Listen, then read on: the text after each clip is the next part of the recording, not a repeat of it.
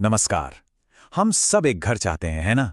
लेकिन एक मकान और एक घर, एक सुसंस्कृत प्यार भरे घर में बहुत फर्क होता है। तो सवाल ये है कि ऐसा घर बनाने में हमारी भूमिका क्या हो सकती है। चलिए आज इसी बारे में बात करते हैं। आज हम जो भी बातें करेंगे वो पंडित श्रीराम शर्मा आचार्य जी की किताब सुसंस्कृत परिवार के निर्माण में हमारी भूमिका पर आधारित हैं। हम कह सकते हैं कि ये उसी किताब का एक सार है। इस सफर को समझने के लिए हमने इसे 5 हिस्सों में बांटा है। सबसे पहले परिवार निर्माण की शुरुआत कैसे हो, फिर प्रगति के वो कौन से 2 पिलर हैं, इसके बाद हमारा रोज का जीवन कैसा हो, चौथा संस्कारों से हमें क्या सीख मिलती है, और आखिर में मिलकर कोशिश करने की क्या अहमियत है। तो चलिए सबसे पहले कदम से शुरू करते हैं। किसी भी अच्छी इमारत के लिए नींव मजबूत होनी चाहिए, है ना? ठीक वैसे ही एक सुसंस्कृत घर की आध्यात्मिक नींव कैसे रखी जाए, इसके मूल सिद्धांत क्या हैं, पहले ये समझते हैं। देखिए, किताब एक बहुत गहरी बात कहती है।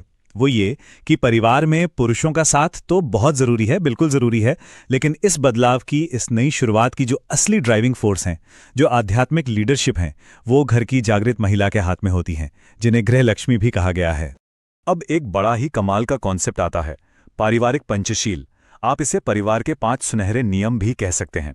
इसमें 5 बातें हैं: इमोशनल डिसिप्लिन, अच्छा नैतिक चरित्र, परिवार में तालमेल, पैसों की सही समझ और समाज के प्रति हमारी जिम्मेदारी।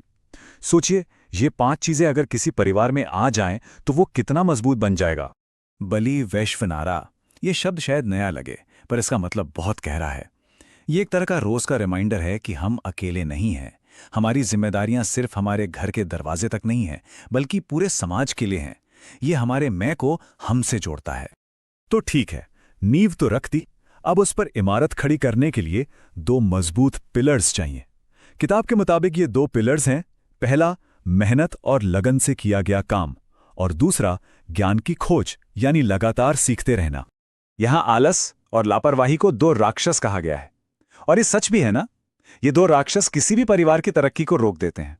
और इनका मुकाबला कौन करता है? मेहनत और कंसंट्रेशन, यानी मनोयोग। ये सिर्फ हमें प्रोडक्टिव ही नहीं बनाते, बल्कि हमारे अंदर भी एक पॉजिटिव बदलाव लाते हैं। तो आलस को दूर कैसे करें, इसका एक बहुत प्रैक्टिकल तरीका बताया गया है। घर में ही छोटे मोटे उद्योग या काम धंधे शुरू करना। इससे क्या होगा? आलस भी भागेगा, घर में पैसा भी आएगा और हुनर भी बढ़ेगा। मतलब एक तीर से कई निशाने। अब आते हैं दूसरे पिलर पर, जो है शिक्षा। पर रुकिए, यहां सिर्फ स्कूल कॉलेज वाली पढ़ाई की बात नहीं हो रही।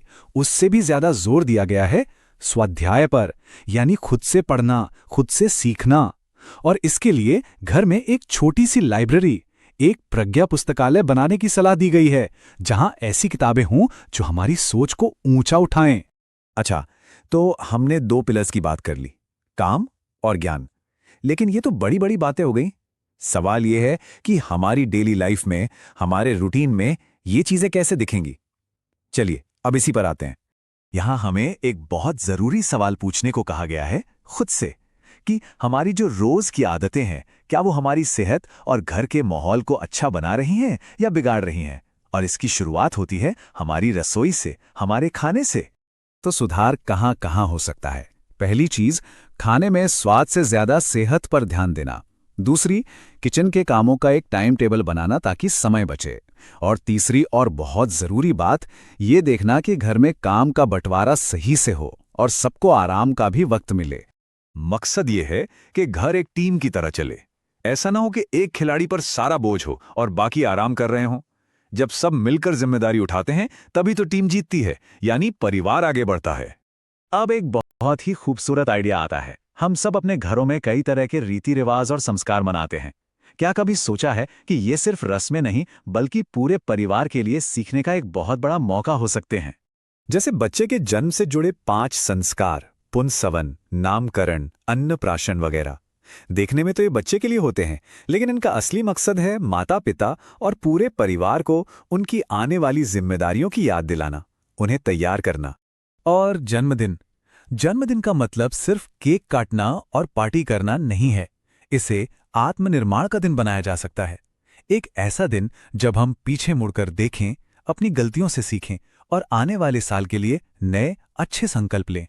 अब एक जरूरी बात, ये सब करने के लिए एक परिवार अकेला काफी नहीं है, हमें एक सपोर्ट सिस्टम की जरूरत होती है। तो चलिए अब देखते हैं कि एक कम्युनिटी, एक समाज कैसे इन परिवारों की मदद कर सकता है। इसे शाखा संगठन का नाम दिया गया है।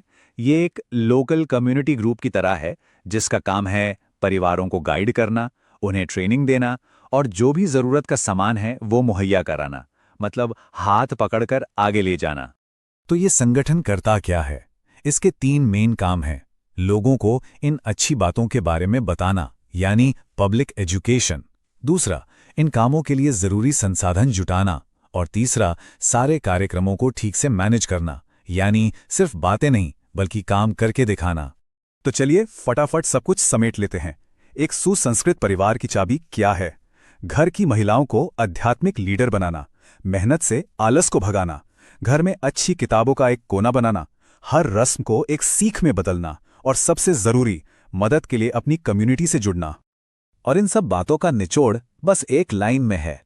अगर हम एक अच्छा समाज बनाना चाहते हैं तो उसकी शुरुआत कहीं बाहर से नहीं होगी, उसकी शुरुआत हमारे अपने घर से होगी, क्योंकि एक मजबूत समाज की नींव एक सुसंस्कृत परिवार ही होता है। अब ये सारी बातें सुनने के बाद एक सवाल हम सबके लिए है। इस खूबसूरत सफर को शुरू करने के लिए वो कौन सा एक छोटा सा बदलाव है जो हम आज अभी से अपने परिवार में ला सकते हैं? आज के हमारी ये सारी चर्चा पंडित श्री राम शर्मा आचार्य जी की किताब सुसंस्कृत परिवार के निर्माण में हमारी भूमिका पर आधारित थी। सुनने के लिए आपका बहुत बहुत धन्यवाद।